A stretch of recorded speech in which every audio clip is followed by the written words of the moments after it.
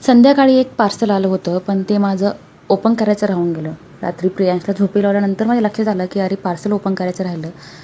मग परत मी उठले. रात्री लगभग मी 11:30 वाजता हे पार्सल ओपन करत होते. कारण काही गोष्टी आल्या, की आपल्याला कधी ओपन करू आणि कधी त्याचा आपण एक ट्रायल घेऊ असं मला होऊन जातं.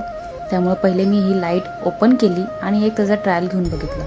सकाळी 5:30 वाजता पुन्हा उठायचेच होते, कारण प्रियांशचा स्कूल, टिफिन आणि आज त्याचा हाफ डे असल्यामुळं त्याला फक्त फ्राईड राईस बनवला होता. त्याने मस्त फ्राईड राईसचा नाश्ता पण केला, घरी रेडी झाला आणि मग त्याला मी स्टॉपवर नेऊन सोडले. कारण इथेच सोसायटीच्या खालीच आमची स्कूल बस पण येते.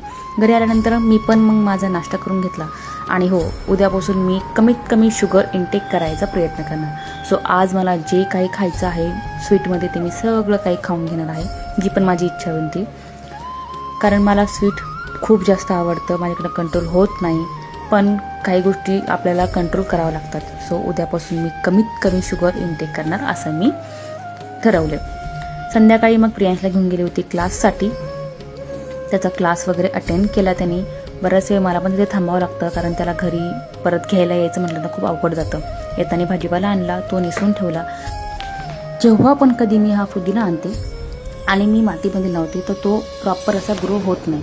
तर आज पुन्हा मी विचार केला, की जाड काड्या काढून पहिले पाण्यात टाकून बघते.